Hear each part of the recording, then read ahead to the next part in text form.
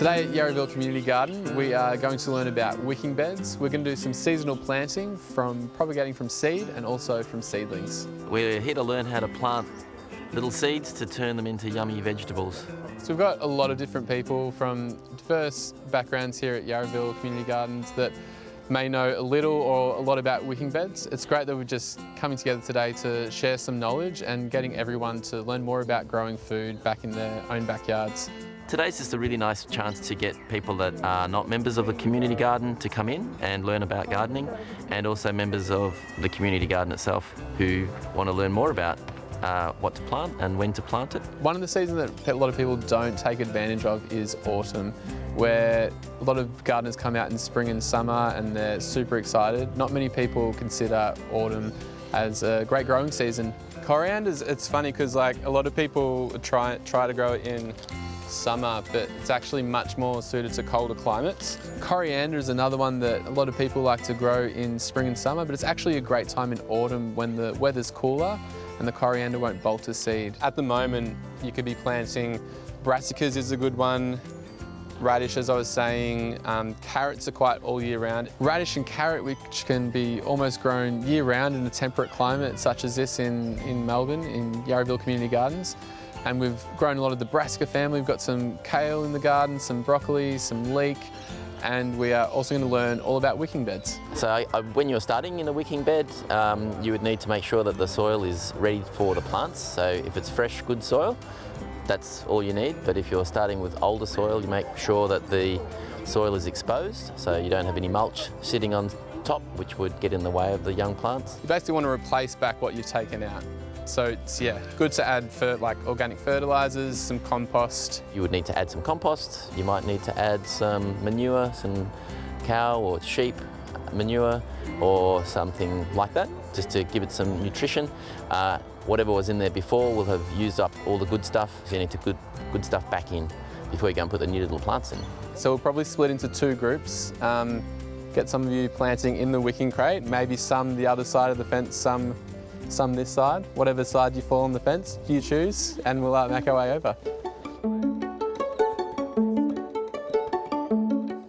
Wicking beds have a water reservoir on the bottom, and they're great for people that want to have a weekend away and just want to get some more water into their garden. The system wicks up from the side into the soil and is great to keep on top of your watering in the hot climates. A lot of people use geotextile fabric. That's because the capillary action, the water can just draw up the sides of the fabric and then keep your soil nice and moist. You don't have to, it sounds pretty fancy, like geotextile, do I have to just use this one? There's a lot of different fabrics you can use. We have our inflow here, it's where the water goes in. Wicking crates, the water can become stagnant, so we recommend flushing it. We kind of do ours once a season, a little veggie patch. We'll just kind of check the water. You can see where the water level's at as well. If you look at the outflow, in this outflow pipe here, the water is sitting just here. We have the reservoir from which the wicking fabric draws up into the soil. The beautiful thing about wicking crates is a lot of people use them in dry areas. When planting out today, we'll take off the mulch here, and we're going to plant in seedlings, so you'll need to keep top watering. Good thing is to put mulch back on because it'll keep the soil nice and moist. Using a wicking system means that we're watering less and we're using less of this resource. So what we'll do, we're going to actually take the mulch off first. So if you want to gather around, just kind of group it into the buckets, and then from there we'll plant some seedlings.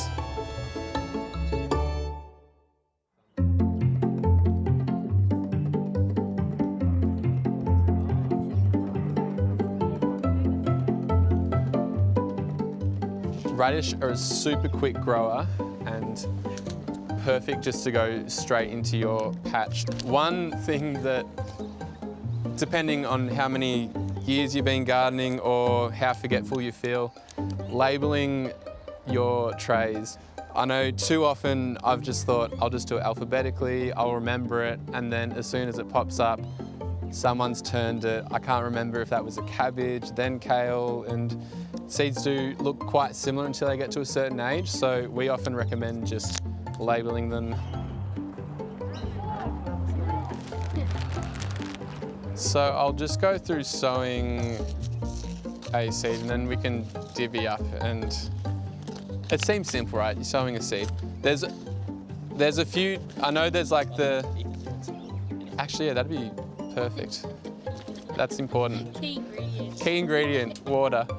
Don't forget to water. Like I know we have wicking beds, but don't forget to water. You still got to water them. If you're planting a seed and you don't know what depth to plant it at, just make sure it's at least like twice the size of the seed and cover it over, and you should be fine. If you only get a potting mix, just make sure you get out like some of the larger, like they put some bucks and stuff through it. Just make sure you put them to the side because it'll be harder for a seed to germinate through it. You can kind of sift it through so that you're only getting the finer stuff.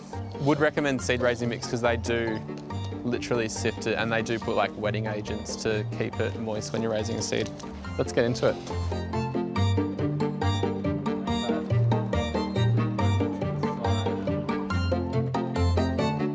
Sometimes, you know how there's like all the planting information on the back, and sometimes we lose the packet of seeds, like we've opened it up and we just throw it away straight away.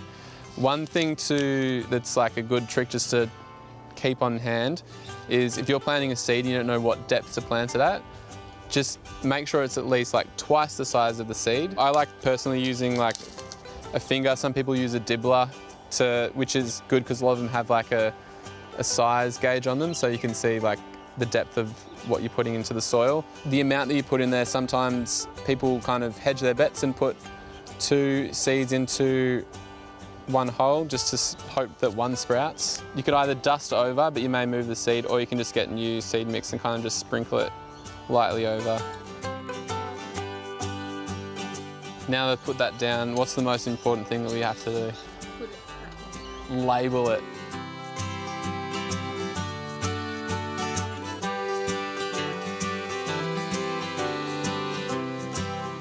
With seedlings, it's about separating them and putting them to the required spacing, making sure that they have enough room in the garden to flourish and grow. We've been learning how to make little holes in the soil, not too deep, how to make sure that the soil hasn't got big parts of like bark or stone so that the seeds don't hit something on the way up, and label your plants, importantly, because all seeds look the same if it's just in dirt. They've got a greenhouse here, so we're going to put those seeds in the greenhouse and get them ready to transplant into the garden.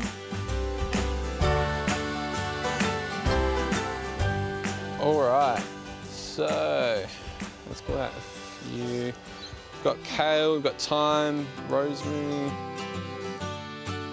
I've definitely seen people just throw this straight into the garden. They're quite tolerant. You can quite easily just break them apart, but it's just a matter of dividing them as evenly as you can.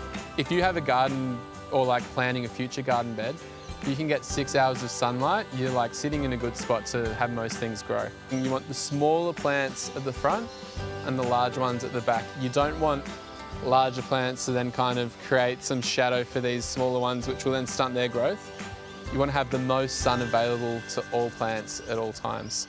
So before planting, you want to know the size that your plants will grow to. So by checking the tags or by looking them up online, we can see the height and spacing that we need to plant them at. When your patch is overcrowded, the available nutrients won't get to the plants. So some will become stunted and smaller growing. If we have them spaced out, they'll have enough nutrients and we can have them thrive and use other plants elsewhere.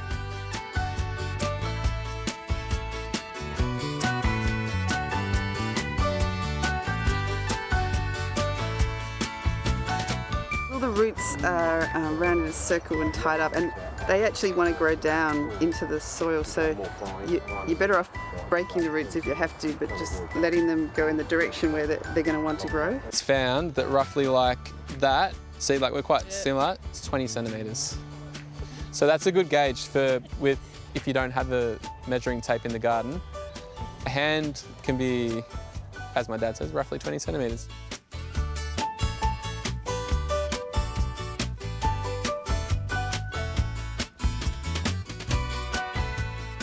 today we've put some kale in, some leeks, a lot of the brassica family as well, your broccoli.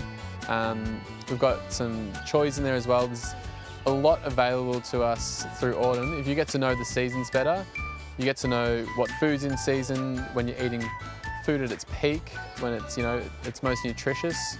So if we get an idea of the seasons, we can know what we're buying locally, growing locally and eating locally. Well, I think it's about education, but underlying that is building local community. I think community garden is just a very neutral, friendly atmosphere that allows you to relax. It's not all about planting.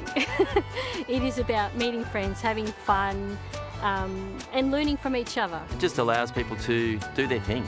Not everyone's a champion gardener, and not everyone's good at everything. We have members that don't even have a garden plot. They just like to come down, talk, chat, meet, and it's actually a very social setting. You may be putting some kale in the garden, but you're just hanging next to someone in a patch and you're swapping stories and, maybe making some new friends. Rather than like just looking after my own garden at home where you're sort of quite isolated, this is a communal experience where you're sort of sharing knowledge and experience with other people.